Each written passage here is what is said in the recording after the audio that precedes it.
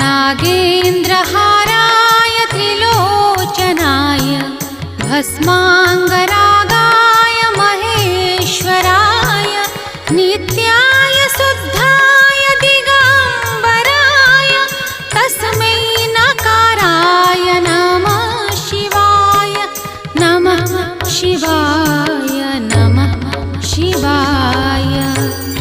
जाहंकर कंठ देशरे सर्पहार जाहंकर तीनोटी नेत्र जाहंकर सारा देहरे भस्म बा विभूति अनुलेपित 10 दिग जाहंकर वस्त्र स्वरूप अर्थात जे उलग्न सेही शुद्ध अविनाशी नकार स्वरूप शिवंको मु नमस्कार करुछि।